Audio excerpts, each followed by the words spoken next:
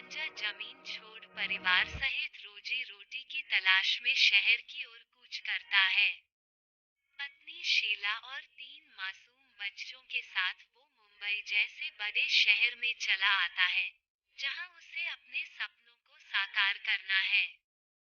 सदियों से चली आ रही जमींदार की गुलामी की जंजीरों से वो खुद को और अपने परिवार को आजाद कर लेना चाहता है। मुंबई जैसे महानगर के बारे में उसने बहुत कुछ सुन रखा है, अच्छा भी और बुरा भी। लेकिन उसे अपने भगवान और भाग्य पर बहुत भरोसा है, जिसके सहारे वो गांव छोड़ शहर चला आया है। यहाँ उसकी एक बहुत पुरानी जान पहचान है, जिसके कारण उसे एक जगह मजदूरी का काम मिल गया है। वो बहुत खुश है, परंतु इतने बड़े शहर में अकेले कमाने वाले का गुजारा बहुत मुश्किल से हो पाता है, इसलिए उसके मित्र की सलाह पर ही शीला को भी ठेकेदार मजदूरी का काम दे देता है। बच्चों के स्कूल में भी अभी वक्त लगेगा, इसलिए पास की कूलर बनाने वाली फैक्ट्री में उन तीनों को उनकी उम्र के हिसाब से काम पर रख दिया गया। लगभग 1 महीना बीतने को आया, भोला और उसका परिवार ठेकेदार के साथ काम करके खुश था। फिर एक दिन भोला को बुखार ने घेर लिया।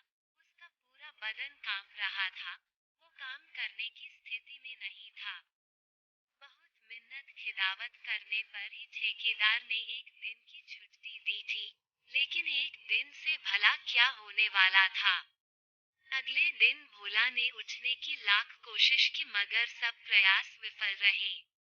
शीला ने ठेकेदार से बहुत मिन्नतें की, तब जाकर वो माना, और वो भी इस शर्त पर कि अपना काम खत्म करने के बाद वो भोला के हिस्से का काम भी करेगी और उसके लिए उसे कोई अलग से पगार भी नहीं मिलेगी। मजबूर शीला को हामी भरनी पड़ी। इसी तरह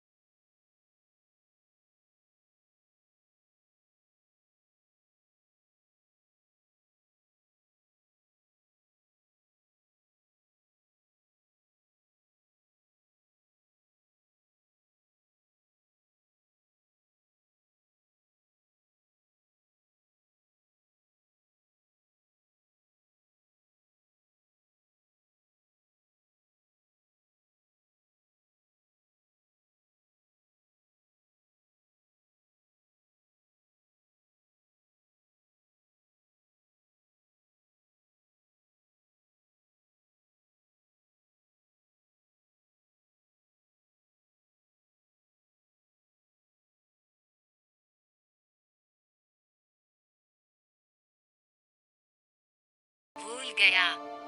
उसका मन खुशी से झूम रहा था जिसमें वह शीला को भी शामिल कर लेना चाहता था, लेकिन शीला को ये सब अच्छा नहीं लग रहा था। लेकिन शाम होते होते भोला की तबीयत फिर बिगड़ने लगी, उसे कमजोरी और आलस ने फिर से आ घेरा। उसकी पूरी रात करवटें बदलते हुए निकली। आज की सुबह कल से कुछ अलग थी। भोला कल की तरह ही काम करना चाहता था, लेकिन संभव नहीं हो पा रहा था। ठेकेदार अभी तक नहीं आया था और इधर उसके इंतजार में नजरे बाछाए धीरे धीरे अपना काम कर रहा था। कुछ देर बाद ठेकेदार की कड़क आवाज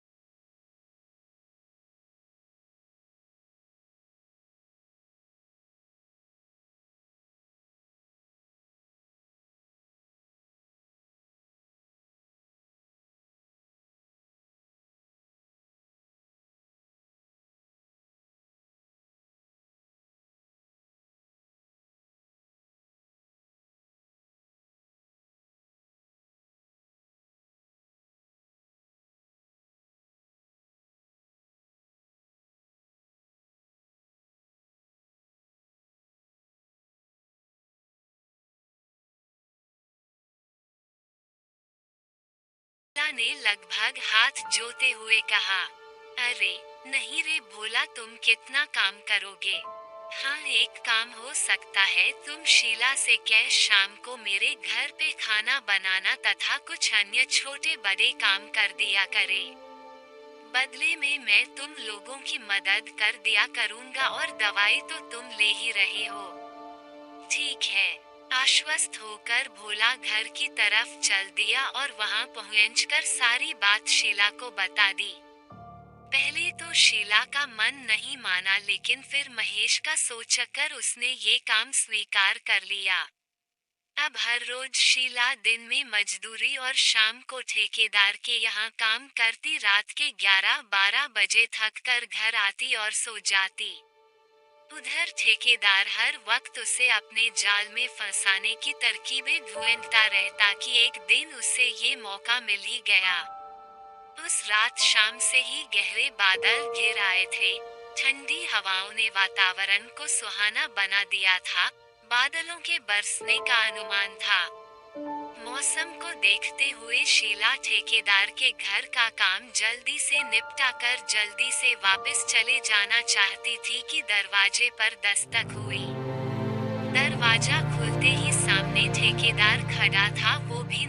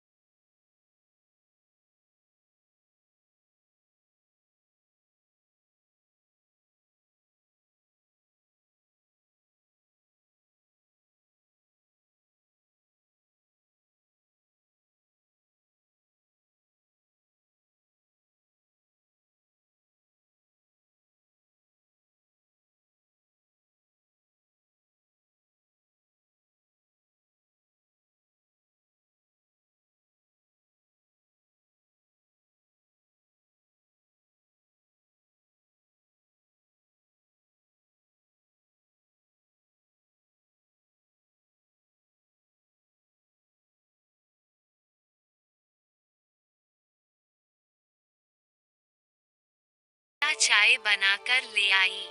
अरे इसके साथ कंटेनर में रखे बिस्किट भी ले आती तो अच्छा होता।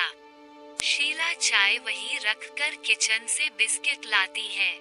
ठेकेदार की चाय टेबल पर रखकर वहीं पास में नीचे बैठकर वो कप उठा लेती है, जो पहले से ही टेबल के एक कोने पर उसके लिए रख दिया गया था।